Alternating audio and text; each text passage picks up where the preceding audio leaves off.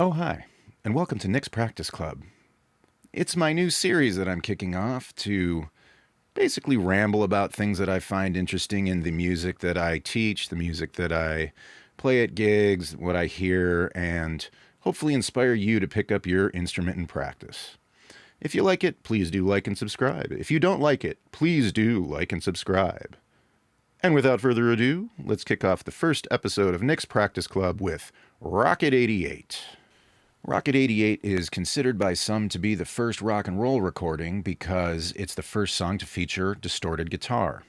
The apocryphal story is that guitarist Willie Kizert was driving to the gig or the recording session at Sun Studios and his amp fell out the back of his car. You know how they do.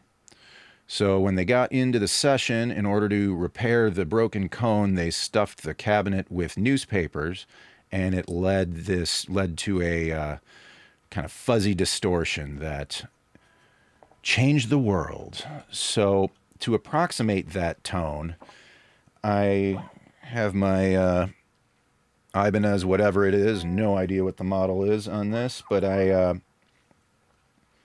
am using my cheap Moore multi-effects pedal to achieve a nice fuzzy distortion.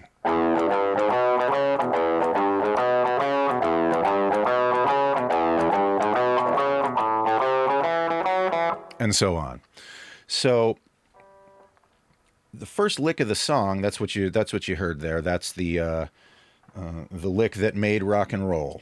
It's a basic blues lick. The notes, I'm not going to be getting into too many specifics in Nick's Practice Club. It's going to be more about big picture ideas. But to break down what's happening in this lick, a chord is built, well, a seventh chord, if you're talking about an E7 chord, which is the first chord of the song, is made up of root, third, fifth, flat, seventh. In practice, most bass lines and this particular guitar line, they usually go 1, 3, 5, 6.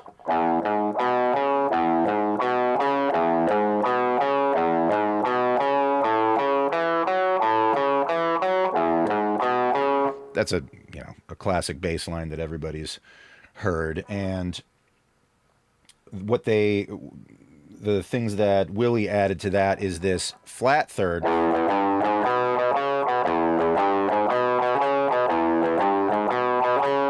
That's the blue note.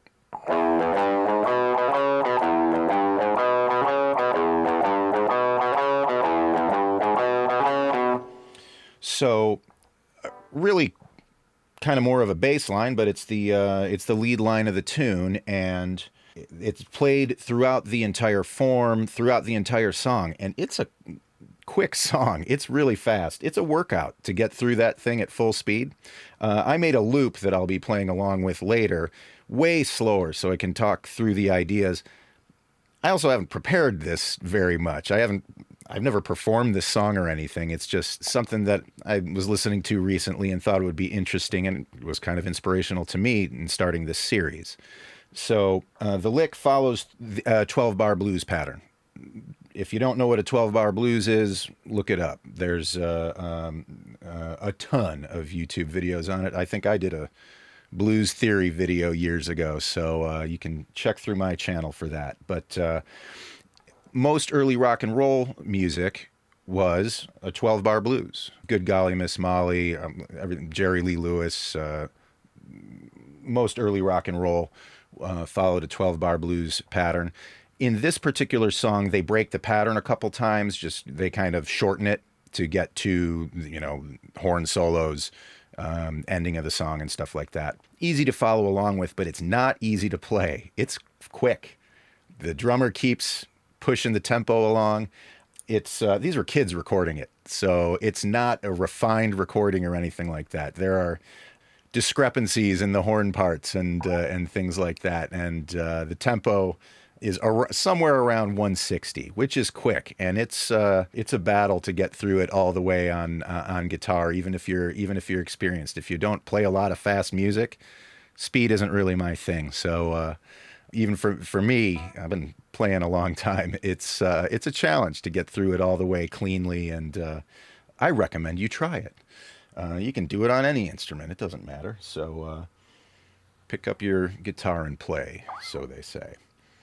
The next thing that I find interesting about the song is the horn solo that comes up at first, and basically sounds like this.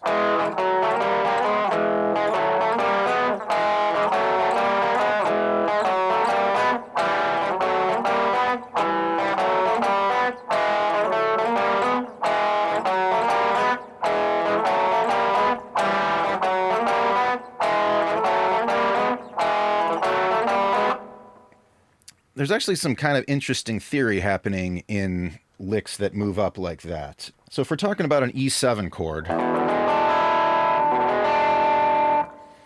the first notes of that of the lick, well, it starts with a major third using the notes E and G sharp. Then it moves up to a minor third. We got F sharp and A. Then it just moves up one fret or one half step,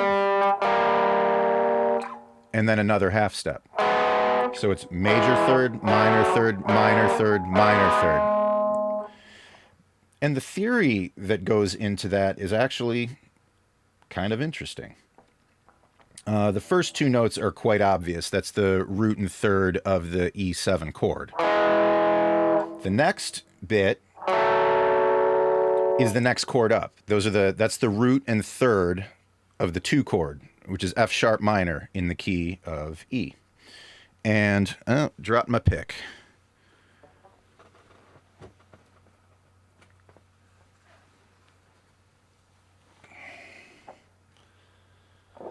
We keep things loose here. As I was saying, we've got the I stopped at the 2 chord. We're at the 2 chord, which is an F sharp minor chord. Then we get a G diminished chord. The next minor third up, as we slide up, that's actually implying a diminished chord, which is a really nice passing chord. And then it ends on that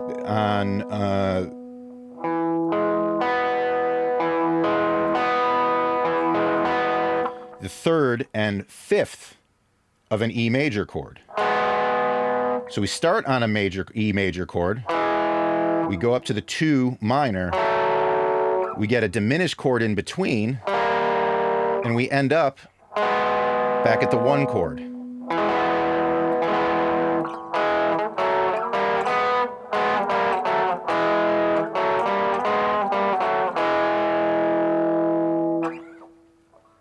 Kind of cool theory. So to I don't know.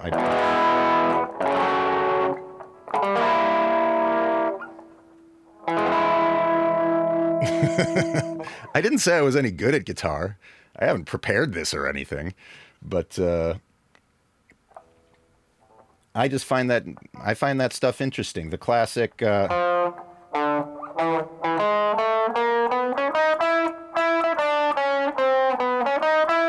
That has, it's like root, third, fourth, diminished, 5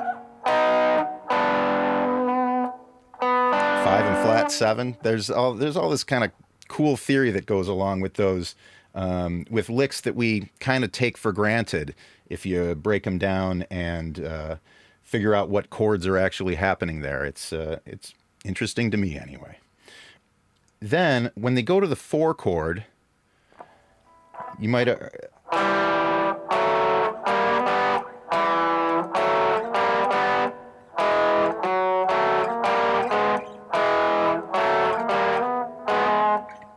when you go to the 4 chord, the notes that I play moving up in this pattern are E and G. Then I go to that F sharp A thing again. Slide up to that minor third again, but then I keep my lower note on a G, and go to a B natural instead of sliding up to the G sharp.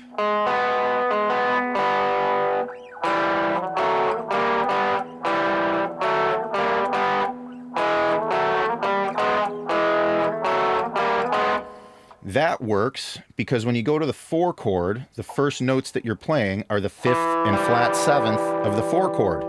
I don't know what happens next.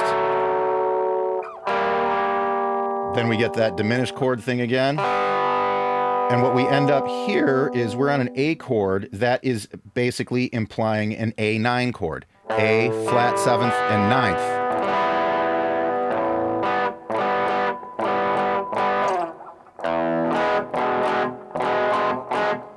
So I'm going to start my loop here and play a slow solo along with a slow horn solo along with my loop.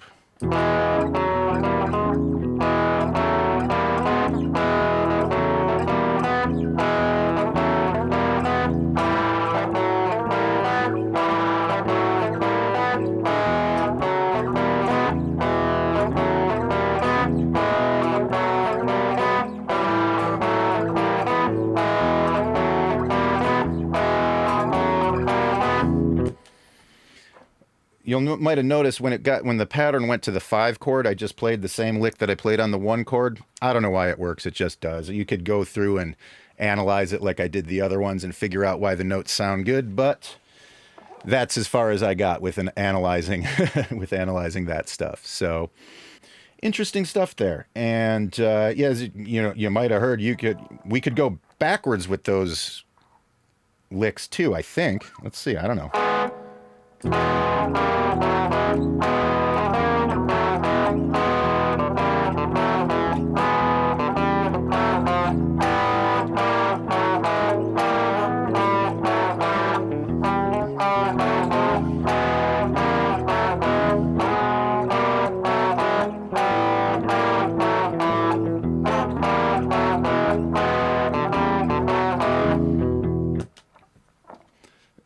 Interesting. It works. I don't know. It especially works if you practice it more and play it better.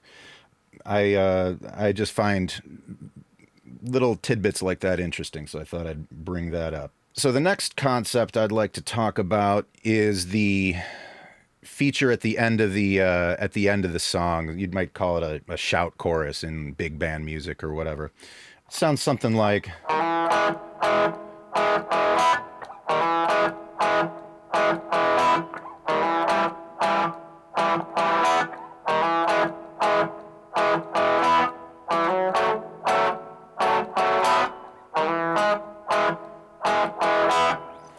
Another interesting use of voice leading, or finding the notes near the chord that you're already playing that sound cool in the next chord.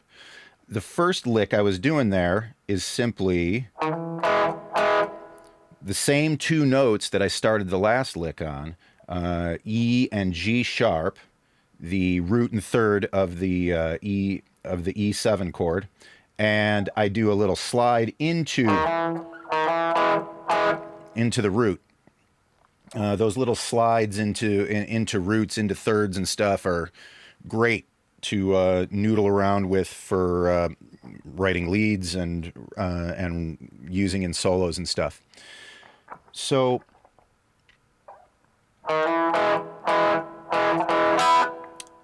on guitar, it's pretty easy. I have no idea if they played it down here on the guitar or anything. I've seen other covers where people are playing it up here on the neck. The notes are up there too, whatever works best for you. I'm a low part of the guitar guy, so that's why I gravitated toward this. But it's the remaining 2 notes of the of an E major chord. It is B and E. So we get, that's just a complete E major chord right there. E, G sharp, B, E.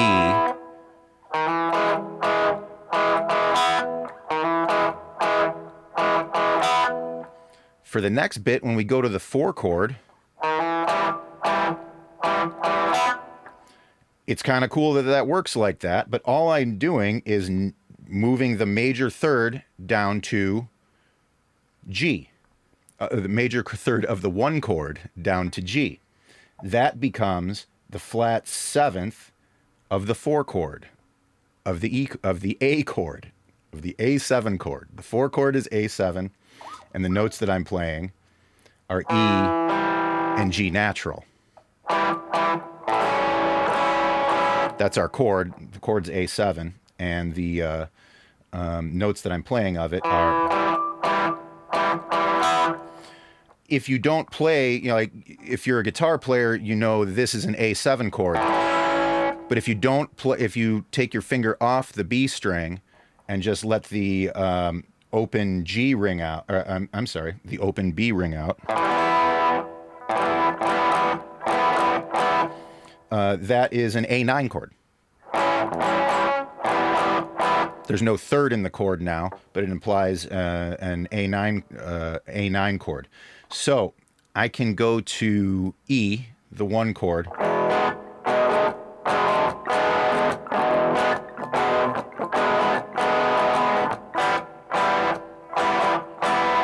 Sounds like rock and roll, doesn't it? Sounds like the old stuff. I am just not playing a normal A7 chord there. E7, A9, E7. You can do the same thing for the B chord.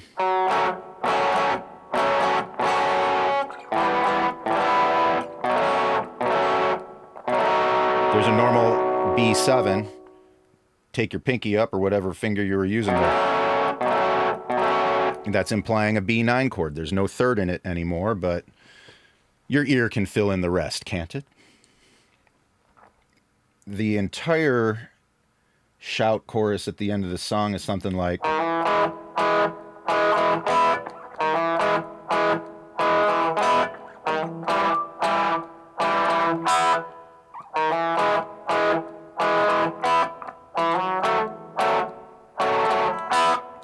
I'm just moving up to the, we are on a B7 or 9 chord at that point, and the notes that I end up playing there are B,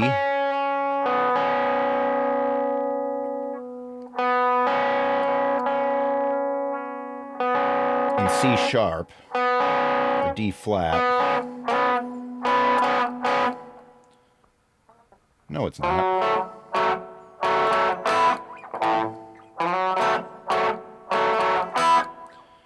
It is F sharp and A, which are the 5th and flat 7th of B7.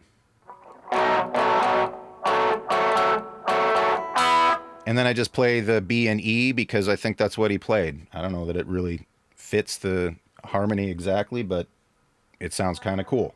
The last thing I'd like to talk about is the last lick of the tune. Now, I don't know that I'm playing it exactly how it's recorded, or if I'm playing it in the same spot like I mentioned before.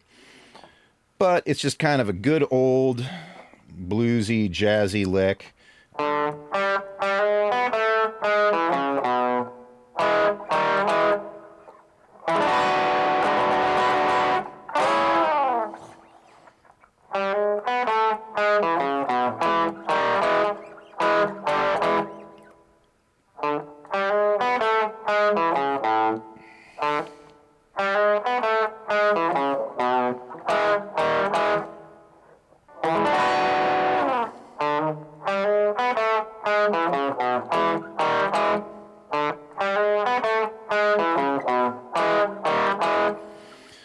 What we have going on here is, a little half-step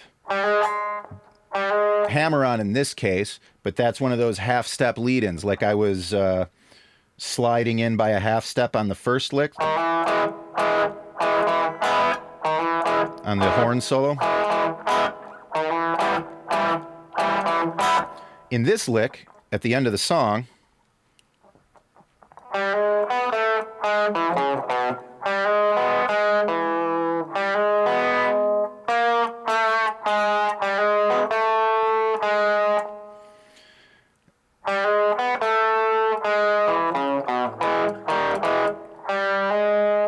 that is sliding up to the third, hammering onto the third anyway.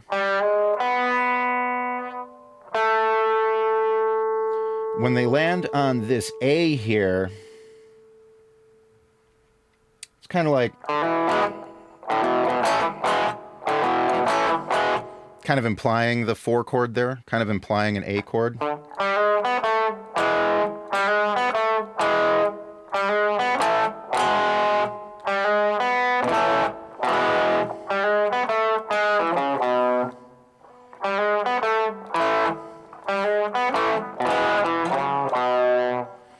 Then we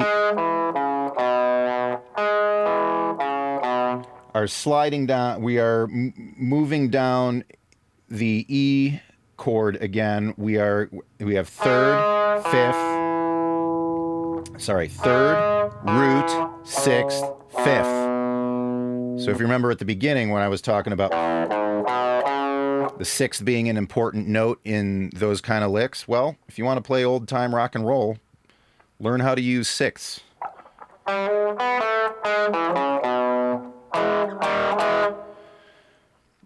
The last little bit here is root and third of the major chord again, sliding both of those notes down a half step. That's planing. That's the fancy word for that.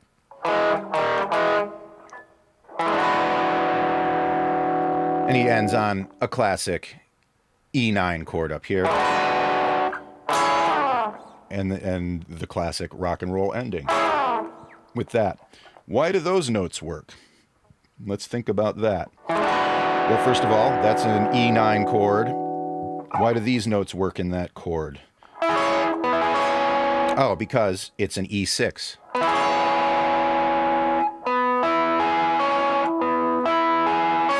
We got 5th, root, 3rd, 6th.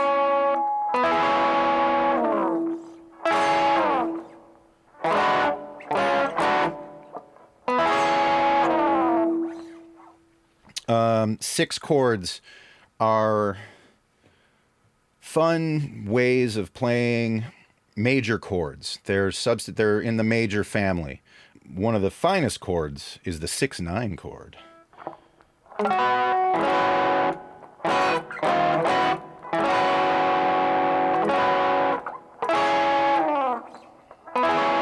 So here's an E6-9.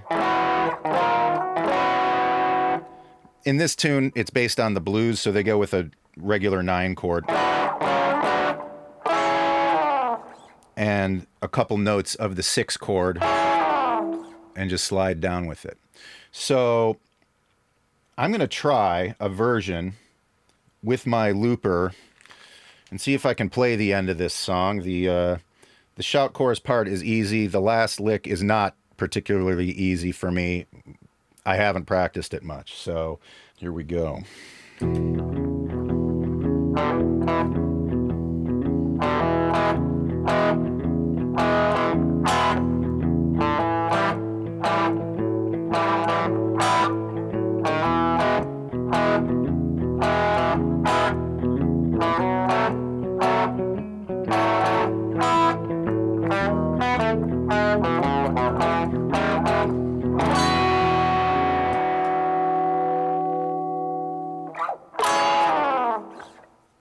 That's as good as I can do right now. So hopefully you found some of that interesting.